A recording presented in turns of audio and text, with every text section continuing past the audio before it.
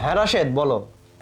আরে না না, আমি তো ওই যে বুলবুল ভাইয়ের বাসাতে আসছি, ওই যে একটা প্রজেক্টের যে বিষয়টা না, ওইটা নিয়ে একটু কথা বলতেছি। হ্যাঁ হ্যাঁ, ব্যবসার অবস্থা মোটামুটি অনেক ভালো। আর হ্যাঁ, বুলবুল ভাই অনেক ভালো মানুষ, তো ওনার সাথে ব্যবসা করে অনেক মজা আছে। আচ্ছা ঠিক আছে, তুমি তোমার কাজগুলো করো, আমি একটু কথা বলবো ভাইয়ের সাথে, ঠিক আছে? কথা বলে বের হবো। ওকে ঠিক আছে ভাই। আরে হ্যাঁ ভাই। তুমি একটা কাজ করো, আমি তুমি খেয়ে নাও, আর আমি এখানে খেলে না, ওই যে তোমার বাড়িতে আমার ওয়াইফ আছে তো, এগুলো পছন্দ করে না। ও আচ্ছা। এগুলো দেখলে আমাকে একদম সমস্যায় পড়তে হবে, বুঝছো? তুমি একটা কাজ করো, তুমি খাও, আমি একটু সাইডে গিয়ে টেনে আসি। আমার কথা বুঝতে পারছো? আরে বুলবুল ভাই বসেন। আরে রুমের দরজা তো আটকানো আছে, দুই ভাই একসঙ্গে খাই, খেয়ে দে তারপরে না আরে না বাইরে না, যাবো। তুমি কি বলছো? আমাদের বাড়িটা খুব সেনসিটিভ, তুমি জানো না?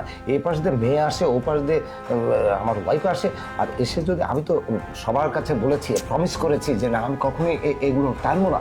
আর হঠাৎ করে যদি দেখে ফেলে আবার আমি ড্রিঙ্কস করছি না, তাহলে কিন্তু সমস্যা আছে। আরে এমনিতে আমার হার্টের প্রবলেম, বুঝছো? আরে ভাইস্তে আর ভাস্তি তো বাইরে আছে, সমস্যা নাই।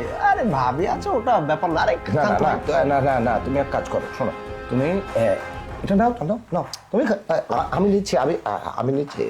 আচ্ছা বুলবুল ভাই, ওই তাহলে এক কাজ করেন, ওটা খেয়ে ওই যে যে টাকাটা আছে না, ওই টাকাটা তো দিতে হবে ব্যাংকে। আরে তুমি কোনো চিন্তা করো না, ওটার জন্যই তো আমি যাচ্ছি। সমস্যা নেই, তুমি আসছো না, আমি ওটা তোমাকে যেভাবে হোক পে করবো। আচ্ছা। আমারও খুব চড়ে গেছে, আমি একটু ভিতরে গিয়ে নিয়ে ঠিক আসি। আছে ঠিক আছে। বুঝতে পেরেছো? আচ্ছা তুমি টেনশন করো না, ঠিক আছে ঠিক আছে। হ্যাঁ সুমন। কি অবস্থা? বাসার সবাই কেমন আছে? আরে সুমন, আমি বলি শোনো, আমি একটা কাজে আসছি বুলবুল ভাইয়ের বাসায়, বুঝছো? আমার যেতে একটু সময় লাগবে, কিন্তু ওই যে তুমি যে কাজগুলো আছে না, তোমাকে যে কাজগুলো বুঝিয়ে দিয়ে আসছি, ওই কাজগুলো কিন্তু তুমি ঠিক মতো করো। হ্যাঁ ওকে ঠিক আছে। হ্যাঁ হ্যাঁ, ওই যে বুলবুল ভাই টাকাটা অ্যাকাউন্টে পাঠিয়ে দিলে আমরা পরবর্তী যে কাজগুলো আছে ওগুলো করবো তো। ঠিক আছে ভাই, ওকে। আরে নয়ন, দেখছো আমার হাতের জুস? ওকে, কি কি কি ব্যাপার নয়ন? নয়ন, এই নয়ন, কি কি হলো তোমার? নয়ন নয়ন নয়ন, আরে আরে আরে নয়ন, নয়ন কি ব্যাপার? ভাই সেটা হলো কি? আরে নয়ন, এই বুলবুল ভাই, এই বুলবুল ভাই। হ্যাঁ আরে আরে কি হয়েছে? আরে ভাই ভাই, এই যে নয়ন ভাইস্তি, আমি ফোনে কথা বলতেছি, আমার হাতে থেকে এটা নিয়ে খাওয়ার পরে ছটফট শুরু হয়ে যে কি কি যেন হয়ে গেছে, কথা বলছে না তো ভাইস্তি। নয়ন নয়ন নন নন নন নন, কি হলে? আমার ছেলেকে কি করছিস বল? ভাই বিশ্বাস করেন, আমি কিছু করি নাই।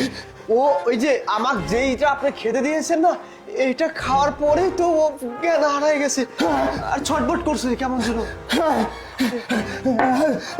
নন নন, এই তোকে তো খাওয়ার জন্য ওটা দিয়েছি, আমার ছেলেকে কেন দিয়েছিস তুই? বলবো ভাই, বিশ্বাস করেন আমি দেই নাই, ও নিয়ে গেছে আসলে। আরে ওটার মধ্যে তো বিষ ছিল, বিষ ছিল ওটার মধ্যে। আমার ছেলেকে কেন খেতে দিয়েছে?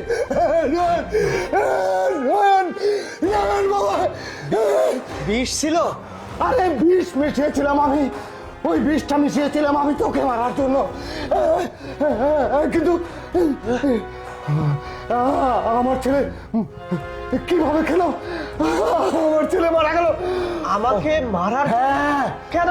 ব্যবসায়িক সব কিছু কেড়ে নেবার জন্য, আমি সব কিছু আত্মসাৎ করার জন্য আমি তোর ওই ড্রিঙ্কসের মধ্যে আমি বিষ মিশিয়েছিলাম যেন তুই মারা যাস, কিন্তু জানি না কি বলছে আমার এই পাপের শাস্তি আমার এত বড় হলো, আমি বুঝতে না।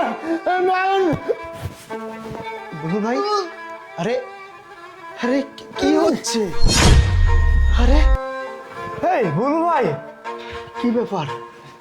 আমাকে মারার জন্য বুলু ভাই বিষ দিয়েছে? বাবা ভাইয়া,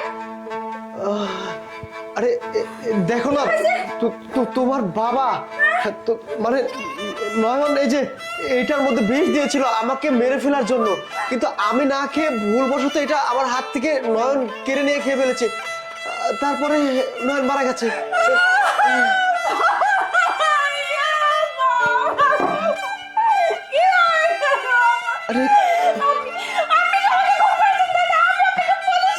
আরে না না, আমি কিছু করে নাই।